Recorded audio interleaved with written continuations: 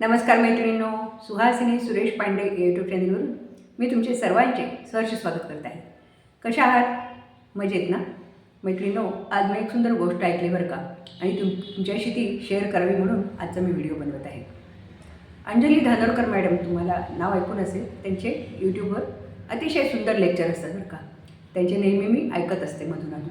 त्या इतक्या सुंदर उदाहरणं देतात आणि पटवून सांगतात की ते मनाला अगदी पटतं बरं का.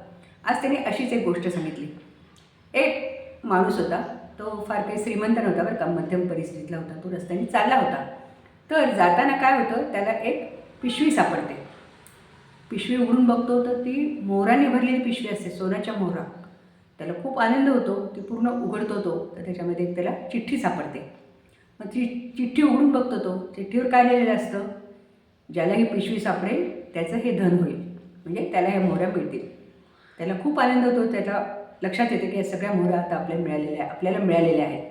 आणि मग तो आनंदाने घरी जातो. घरी बायकोला, मुलाला सांगतो. सगळ्यांना खूप आनंद होतो. सगळेजण जवळ बसतात आणि त्या मोहरा खाली ओततात जमिनीवर आणि मोजायला लागतात.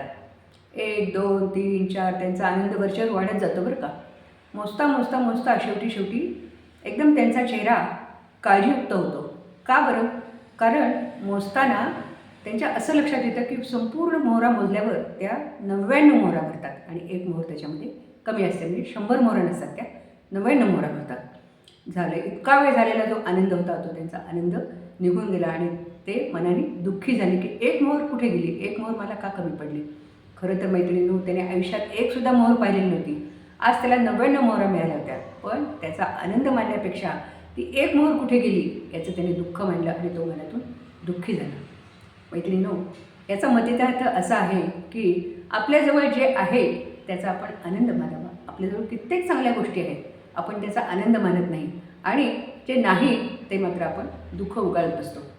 तर आपलं हे मन आनंदी आणि सकारात्मक ठेवण्यासाठी आपण काय केलं पाहिजे? आपण नेहमी सकारात्मकतेने त्या गोष्टीकडे पाहिलं पाहिजे. सकारात्मक विचार आपल्या मनात आणले पाहिजे. याबद्दलही ते मॅडम एक गोष्ट सांगतात बरं का.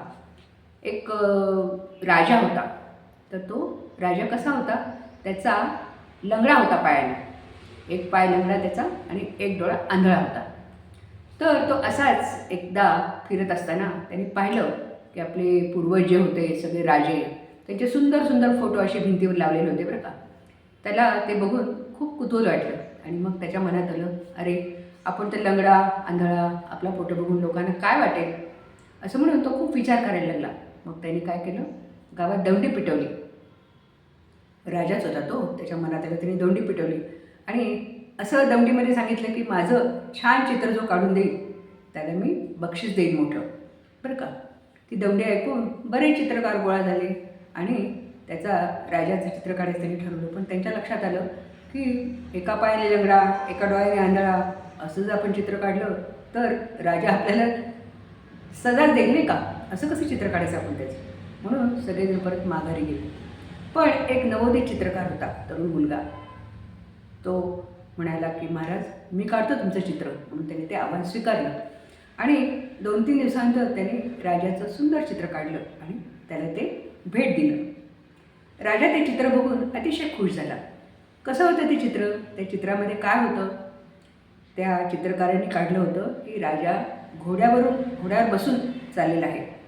घोड्यावर बसून चाललेला आहे आणि त्याचा इकडचा पाय म्हणजे इकडचा डावा पाय चित्रामध्ये दिसत होता समोर. जो चांगला पाय होता तो त्याचा इकडे दिसत आहे आणि उजवा पाय मात्र इकडचा दिसत नव्हता चित्रामध्ये बरं का. आणि हातात त्याने बंदूक धरलेली आहे आणि एक डोळा मिटून घेतलेला आहे, म्हणजे तो निशाणा साधत आहे. हो की नाही. शिकार करताना एक डोळा बंद ठेवावा लागतो आणि मारावं लागतं.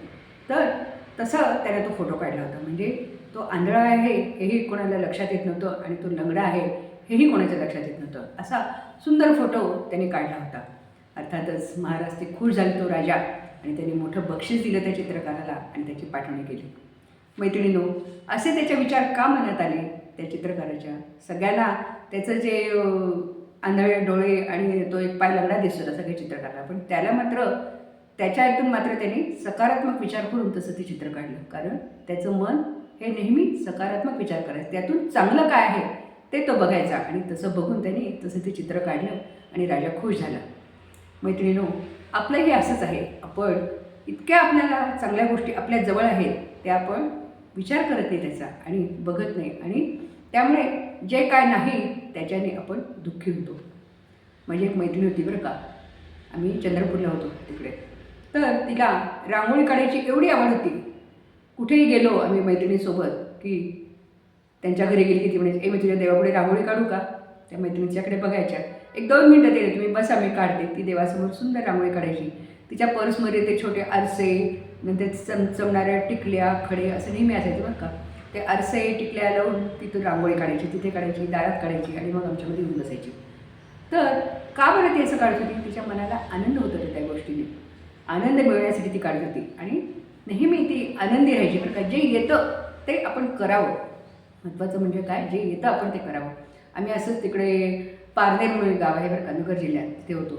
तर तिथे माझी एक मैत्रीण, डॉक्टरची बायको होती ती, पण तेव्हा कसं पूर्वीच्या काळी जास्त काही आपण फिरायचं नाही, काही नाही.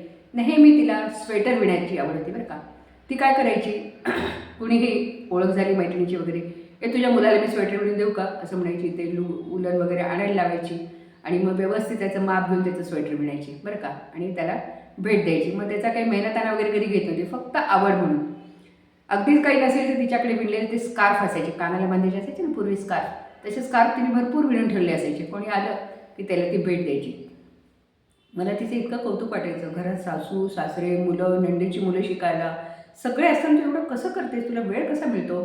तिच्याकडनं मी शिकण्यासाठी 1-2दा शिकायला घेतलं. माझं आपलं महिनाभर लांबलं ते स्वेटर, मला काही ते होत नव्हतं. आणि तिने घातलं करायला की तिथे 4 दिवसात ते स्वेटर पूर्ण व्हायचं. मी म्हटलं, अगं इतकं तू लवकर कसं काय करतेस? ती म्हणायची, वहिनी अहो कुठलंही काम घेतलं ना तर टचून बसल्याशिवाय होत नसतं बघा. मी काय करते, कामं करते, वेळ मिळाला की 4 टाके घालते. इकडे बसून एके ठिकाणी ठेवलेलं असतं ते, वेळ मिळाला की 4 टाके घालते. म्हणजे धन्य बुवा तुझी. तर जेव्हा वेळ मिळेल तेव्हा दिवसा रात्री करून तिने अक्षरशः 5-6 दिवसात ते स्वेटर पूर्ण केलं होतं.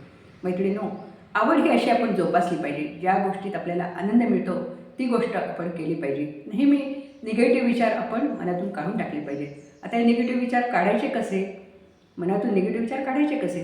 ते काही एकदम आपण ठरवलं आणि निघून गेले असं तर होत नाही. वर्षानुवर्ष साचत आलेले असतात ते. तर मैत्रिणींनो, समजा एखाद्या बादलीमध्ये बादली गढूळ पाण्याने भरलेली बादली आहे आणि त्याच्यात आपण एक स्वच्छ अगदी ग्लास भरून पाणी जर त्याच्यात ओतलं तर ते पाणी स्वच्छ होईल का? मुळीच होणार नाही. बादलीभर गढूळ पाण्याला 1 ग्लास स्वच्छ पाण्याने काहीही होणार नाही. ते पाणी स्वच्छ होणार नाही. ते पाणी स्वच्छ करण्यासाठी काय करावं लागेल? त्या बादलीमध्ये एक स्वच्छ पाण्याचा पाईप खालपर्यंत बुडवावा लागेल आणि मग ते बुडल्यावर काय होईल? ते गढूळ पाणी सगळं बाहेर पडेल आणि पूर्ण बाहेर पडल्यावर मग ती बादली स्वच्छ पाण्याने भरेल. हो की नाही? याचाच अर्थ काय की आपले निगेटिव्ह विचार मनातील पूर्ण गेले तरच आपले पॉझिटिव्ह विचार त्याच्यामध्ये येतील आणि ते पूर्ण जायला वेळ लागतो. वेळ हा द्यावाच लागतो. मैत्रिणींनो, मनात ठरवलं तर आपण हे करू शकतो बरं का. चांगल्या गोष्टींचा स्वीकार करायचा आणि वाईट गोष्टी सोडून द्यायच्या. निगेटिव्ह विचार मनातून काढून टाकायचे आणि सतत आनंदी राहायचं. आपल्याकडे जे आहे ते बघायचं आणि त्याला ती गोष्ट आपण वाढवायची. तुम्हाला गाणं आवडत असेल, तुम्हाला चित्र काढायला आवडत असेल किंवा वेगवेगळे पदार्थ करायला आवडत असतील. एक माझी मैत्रीण होती, नाईक वहिनी, सुनीता नाईक बरं का. तर त्या काय करायच्या, कधीही गेले की काहीतरी हातावर ठेवायच्या खायला. कसला तरी लाडू तरी, काहीतरी वडी तरी, काहीतरी ढोकळा तरी, काहीतरी खायला द्यायच्या. अहो म्हटलं काय, बघा ना मी आज केले. म्हणजे त्यांना कसं होतं, त्या करण्यामध्ये आणि विशेषतः दुसऱ्यांना देण्यामध्ये आनंद वाटायचा. तर असा हा छोट्या छोट्या गोष्टीतला आनंद आपण शोधून काढला पाहिजे. हो की नाही मैत्रिणींनो? आजचा व्हिडिओ करण्याचा माझा हा मतलब हाच आहे की आपण नेहमी सकारात्मक विचार करावा. आपल्याजवळ जे आहे त्याचा विचार करावा, ते शोधून काढावं आणि इतर गोष्टी आपल्याला नाही याचं दुःख मानू नये. नेहमी आनंदाने राहावं, आनंदाने जगावं. तुम्ही सकारात्मक विचारात राहिलात तर तुमचा दिवस नक्की आनंदात जाईल. मैत्रिणींनो, आजचा माझा व्हिडिओ तुम्हाला आवडला असेल तर तुम्ही तुमच्या मैत्रिणीला शेअर करा आणि आवडला तर माझ्या चॅनेलला लाईक करा आणि खूप आवडला तर माझ्या चॅनेलला नक्की सबस्क्राईब करा. भेटूया आपण पुढच्या व्हिडिओमध्ये. खूप खूप धन्यवाद.